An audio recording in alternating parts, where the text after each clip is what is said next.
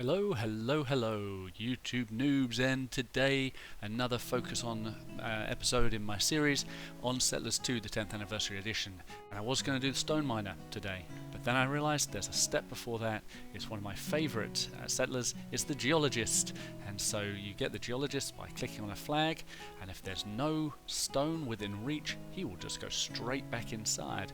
So let's look at how close you have to be to stone in order to get a Geologist. I've already done some experiments. If you click on this flag, nothing. If you click on this flag, nothing. If you click on this flag, nothing. But if you click on this flag, out he comes. He will go to the flag even if there's no stone available within reach. He gets to the flag and then he checks. But what we see with the Geologist here is he'll get to this flag and then he'll go the 1, 2, 3, 4, 5 journeys. He'll look for the ore, he'll find the ore, and in this case iron ore, and then that's as far as he'll go. His range is 5 from whatever flag you click on. Don't believe me?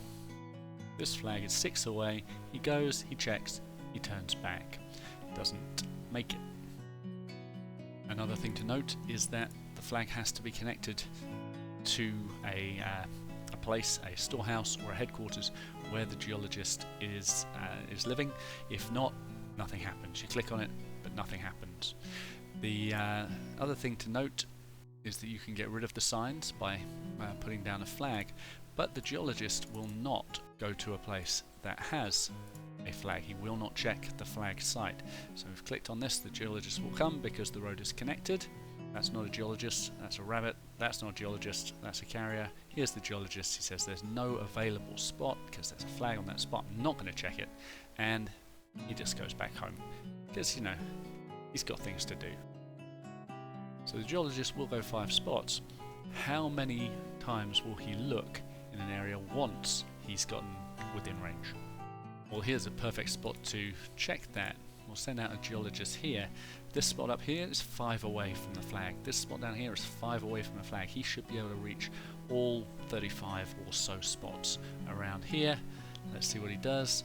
His pattern is quite interesting. He'll first of all go to the northeast, and then he'll go clockwise in a circle until he gets to the northwest, and then he'll start on the outer ring once again and go in sort of the same pattern, although once in a while he will just go up to the northwest on the outer ring, just seemingly randomly, like this. But I think that's probably because of the way the height of the land is calculated, so that actually looks closer to him. So once he's looked at 10 spots around, he will go back home. If you bring out another Geologist, he will look at 10 spots, he'll go in the same pattern and then go home. And if we bring out 2 at a time, that's no problem either. They won't get in each other's way, they won't look at the same spot, they'll just look at for 10 each if there are 10 spots available and then go home. If there are only 5 spots available, they'll look in 5 spots and then they'll go home. So that's the Geologist. As you can see, the Geologist uses a hammer, and that's important because you will need a hammer in order to create Geologists. Carriers can become Geologists as long as you have a hammer available in your storehouse. Now, interestingly enough, that's not what the help signs or the tooltips say. So let's have a look at this storehouse and look at the Geologist, and you can read, it says, the Geologist can be sent out from the headquarters to look for mineral resources. If he finds any, he marks the location with a sign indicating which mineral resource he has discovered. For this, he does not need tools. Not true. He needs a hammer, and we can discover this because we have no hammers here. You'll notice that the hammer as well says it's used by the weaponsmith and it's used by the shipbuilder, but no mention of the Geologist. You'd think that would mean that we could send out as many Geologists as we liked to look in a space. Let's see if that's true. Looking at our headquarters, we have 2 hammers available and 2 overall, so there's none available in any of the storehouses that we've got.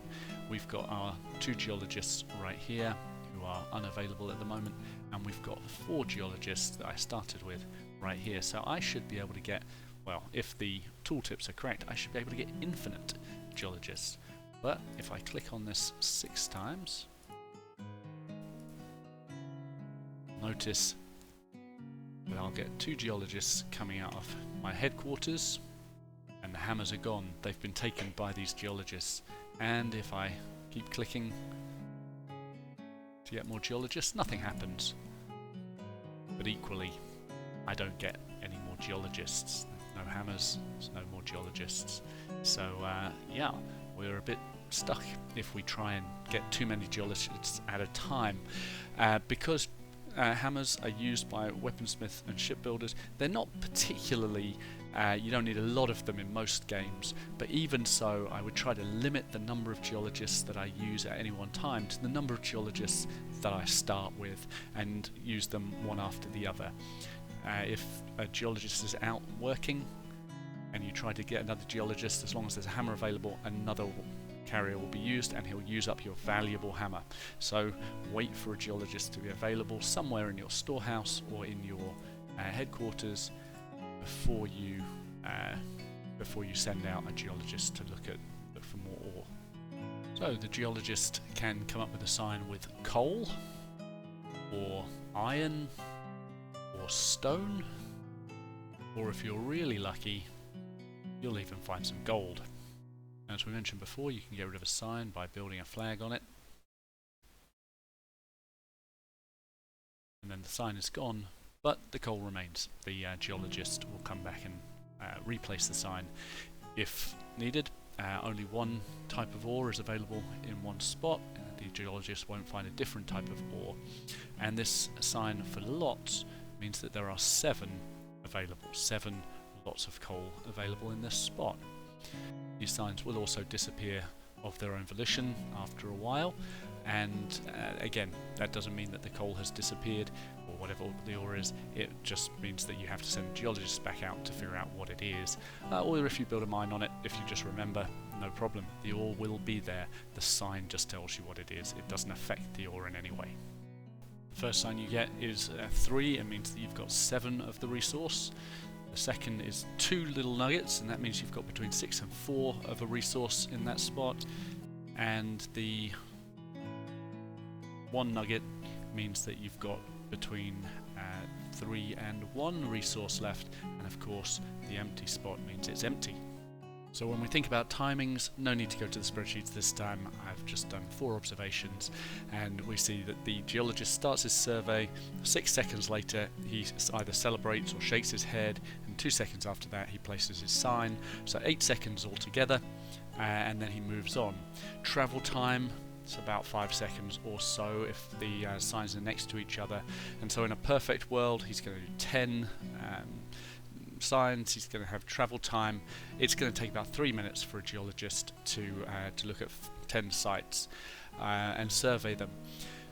30 sites, you just need 3 geologists. They all work together, and so yeah, around 3 minutes to get your information. And that information, of course, is what the miners are going to need in order to have the most efficient mines. That's why geologists are important. But for now, that's all about the geologists. We're going to leave it there and leave our geologists to their stories. Hope you have a lovely day. Join me next time for another walkthrough.